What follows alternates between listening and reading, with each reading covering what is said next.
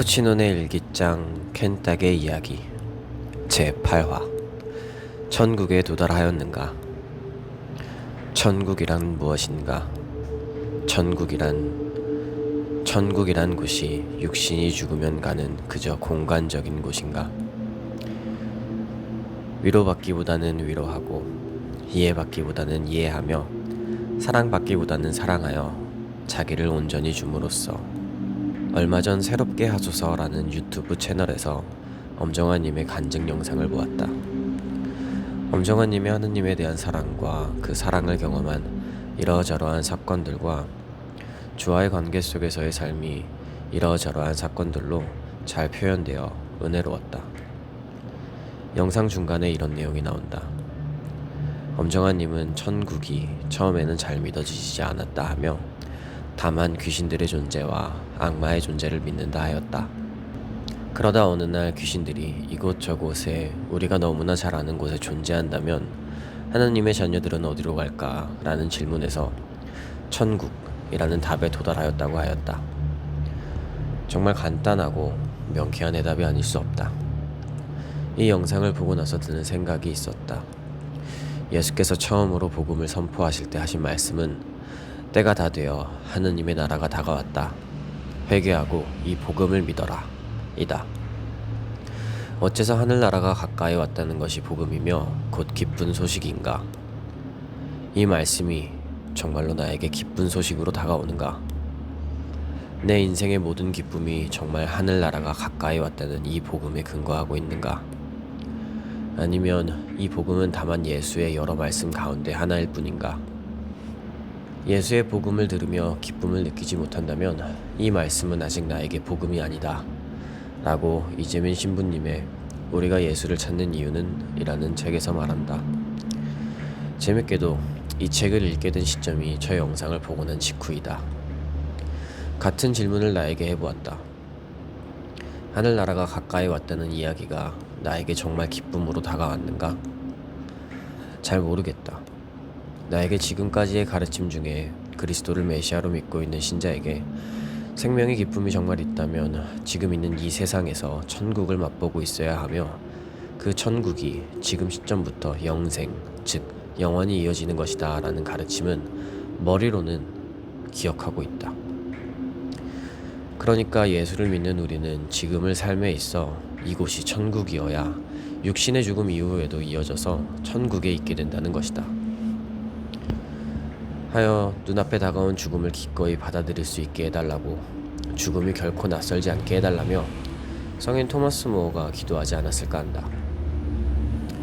굉장히 어려운 내용이며 이것을 머리로 이해하고 받아들이는 데까지 엄청 오래 걸렸는데 이 내용이 가톨릭 교리책에 나온다는 것이 정말 놀라웠다.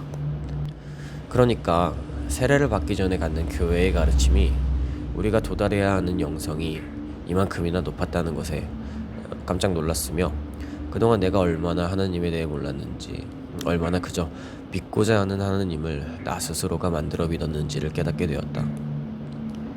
만약 천국이라는 곳이 공간적인 것으로 국한된다면 이 세상은 살만 나지 않는 세상이며 어서 떠나야 하는 곳이어야 하지 않은가? 누군가 현재의 고통이 너무 커서 어서 빨리 그저 하늘나라에 가서 주님 곁에 있고 싶다고 말했던 기억이 있다. 나 역시 고통 중에 그분의 말씀에 공감을 했던 기억이 있는데 우리 그리스도인들이 말하는 천국은 흔히 사람들이 생각하는 세상 밖에 있는 어떤 공간, 지상에서 인간이 겪는 온갖 고통을 없앤 저 세상 어딘가에 있는 낙원, 우는 이의 울음을 씻어주고 슬픔이 사라지고 굶주림과 목마름이 제거되고 가난이 극복되고 그런 곳이 아니라 말한다. 하여 예수께서는 하나님 나라를 선포하시며 가난한 사람들, 슬퍼하는 사람들, 의로움에 굶주리고 목마른 사람들, 의로움 때문에 박해받는 사람들을 복되다고 칭송하신다. 슬픔 가운데서도, 우는 가운데서도, 가난 가운데서도 행복할 수 있다고 말한다. 예수께서는 이런 고통의 삶 안에 행복이 있다는 것을 선포하신 것이다. 천국이 인생의 목표인 것은 천국이 바로 참 삶이기 때문이다. 나는 분명 저의 꿈은 천국입니다 라며 기도한 적이 있다. 결혼의 목적 역시 구원이며 나의 배우자를 고른다면 서로 천국에 갈 수 있도록 도와줄 수 있는 사람, 더 나아가 우리 가정이 천국에 들 수 있도록 아이들을 이끌어줄 수 있는 사람이어야 한다 생각하고 있다. 이 글을 읽기 전까지 나는 이러한 가르침을 천국을 지금을 산다기보다는 예수님의 가르침을 통해 성화되어 가는 과정 중의 하나라고 생각하며 나의 환난이 축복이라는 말씀이 그 안에서 예수님과 함께하고자 하는 절실함과 말씀을 통한 깨달음으로 사랑의 열매를 맺는 것, 그리하여 삶에서 예수님과의 일치를 끊임없이 이루어 나가는 과정, 그리고 그 과정을 통해 성화가 되어 육신의 죽음 후에 심판을 받아 천국에 가게 된다고 생각하였다. 굉장히 단편적이었던 것 같다. 말씀의 가르침은 묵상할수록 그 깊이가 다르게 다가온다. 천국은 지금 살아있는 이 세상 안에 감추어져 있고 그 때문에 살아있는 동안 체험되는 나라라는 것이다. 지금 우리가 살고 있는 이 세상에 하나님 나라 곧 천국이 와 있다는 가르침은 하느님이 우리 삶 한가운데 와 있다는 가르침이다. 천국은 하나님께서 계시는 곳이기 때문이다. 그러니 복음은 행동 강령이 아니라 글자 그대로 기쁜 소식이다. 주께서 지금도 우리와 함께 하시기 때문이다. 천국은 그래서 공간이 아니라 생명이다. 그리스도인들이 천국을 품게 되면 생명을 품은 것이고 그 생명력으로 지금의 삶을 살아가며 그 생명을 이웃에게 전달하는 것이라 말한다. 한동안 이런 기도를 했었다. 그리스도교는 사람의 설득력으로 이루어지는 것이 아니라 세상이 그를 미워할 때 하나님의 능력이 이루시는 것입니다. 세상의 것을 쫓으며 세상이 그를 좋아하여 자기 곁에서 내어줄 줄을 모르니 그리스도를 쫓는 마음으로 세상의 미움을 사기를 원합니다. 하여 고난을 복되게 여기게 하소서. 하나님을 사랑하라는 말을 세상을 미워하라는 말로 알아들은 것이다.